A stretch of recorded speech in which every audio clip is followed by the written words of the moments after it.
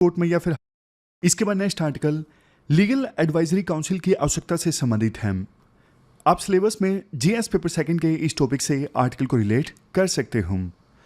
देखो, अक्सर हम ऐसा देखते हैं, सरकार कोई नया कानून लेकर आती है ना, तो उसके खिलाफ कई बार या तो पिटीशन फाइल कर दी जाती है सुप्रीम कोर्ट में या फिर हाई कोर्ट में, और कई बार ऐसा भी देखा जाता है कि वाइड स्प्रेड प्रोटेस्ट देखने को मिलता है सरकार के नए कानून के अगेंस्ट। मैं आपको एग्जांपल देता हूं, एग्जांपल से आपको समझ में आ जाएगा।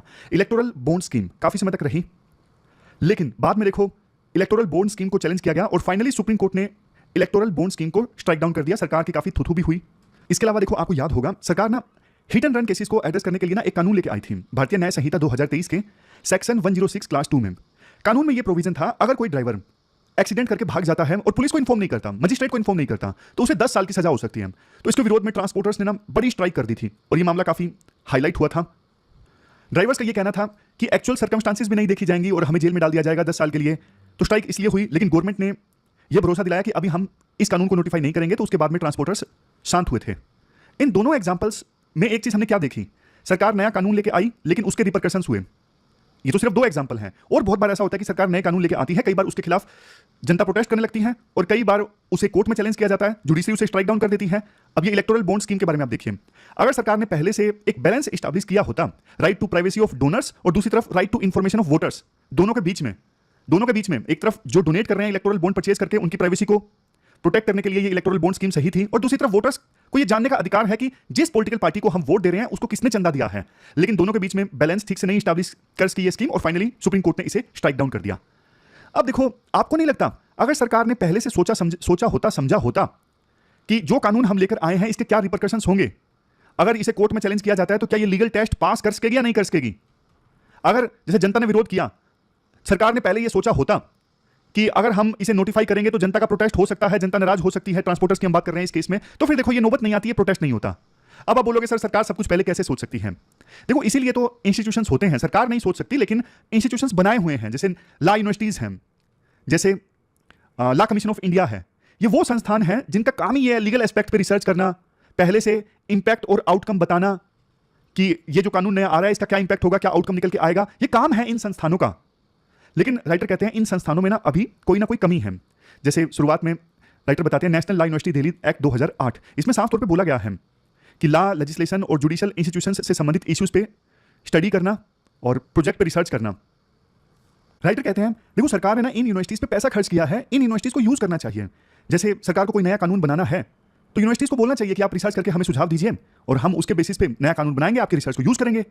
जैसे देखो, यूनियन होम मिनिस्ट्री ने ना नेशनल लॉ यूनिवर्सिटी दिल्ली में committee for reforms in criminal laws गठित की। ये एक अच्छा एग्जांपल है। फिर राइटर अपना भी जिक्र करते हैं, वो बोलते हैं कि मुझे भी एक कमेटी में शामिल किया गया है, department of consumer affair committee में।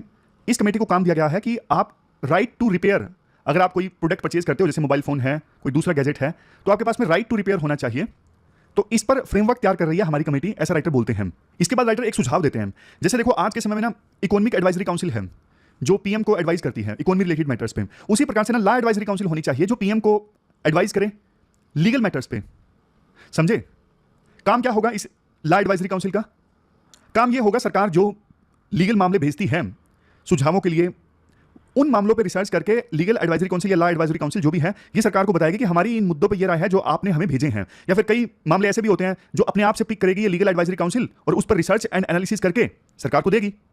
या फिर देखो, ये जो बॉडी है ना, सिर्फ सजेशंस नहीं देगी, जो नए कानून आने वाले हैं उनका इंपैक्ट भी बताएगी कि इसका इंपैक्ट ये हो सकता है आने वाले कुछ सालों में, आउटकम भी बताएगी। तो इससे सरकार को ना इन डेप्थ एनालिसिस मिलेगा कि ये नया कानून लाना चाहिए या नहीं लाना चाहिए। इस काउंसिल में ना जो हमारे देश के प्रतिष्ठित वकील हैं, जजेस हैं, रिटायर्ड जजेस वगैरह, प्रोमिनेंट एकेडमिशियन, रिसर्चर या अलग अलग फील्ड में जिनकी स्पेशलाइजेशन है वो भी हो सकते हैं।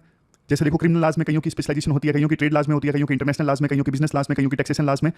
तो इस प्रकार से इन सब लोगों को कंसीडर करके ऐसी काउंसिल बनाई जा सकती है। अब कुछ लोग बोलेंगे ऑलरेडी देखो लॉ कमीशन ऑफ इंडिया तो है, फिर इस काउंसिल नई काउंसिल की क्या आवश्यकता है? तो राइटर बोलते हैं पहली चीज, जो लॉ काउंसिल ऑफ इंडिया है वो ministry of law and justice के अंतर्गत काम करती है, लेकिन ये एलएसी जो होगी ये काम करेगी पीएमओ के साथ मिलकर।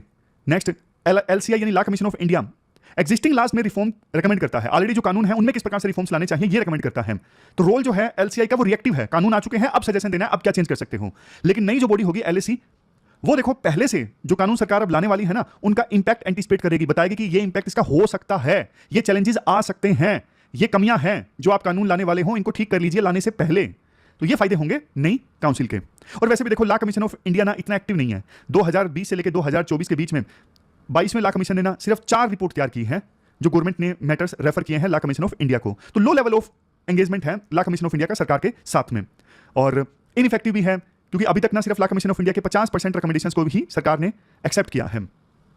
लास्ट में राइटर बोलते हैं, देखो देश में इतने ज्यादा लॉ रिलेटेड चैलेंजेस हैं, लेकिन फिर भी ये जो बॉडी है ना लॉ कमीशन ऑफ इंडिया, जब से आई है तब से लेकर एवरेज अगर निकाले ना हर साल सिर्फ 4.19 रिपोर्ट दी है। तो इसलिए एक डायनामिक लीगल बॉडी की हमें आवश्यकता है जो कॉम्प्लेक्स लीगल इश्यूज पे जल्दी से एफिशिएंटली काम करके उसका निचोड़ निकाल के सरकार को बता सके कि लाना चाहिए नहीं लाना चाहिए, लॉन्ग टर्म क्या इंपैक्ट होंगे, क्या आउटकम निकल के आएगी। तो इसलिए हमें आवश्यकता है इस प्रकार की बॉडी की, लीगल एडवाइजरी काउंसिल, जैसे इकोनॉमिक एडवाइजरी काउंसिल है। तो ये पूरा आर्टिकल हमने डिस्कस किया, चलते हैं आगे। इसके बाद नेक्स्ट आर्टिकल देखो, हमारे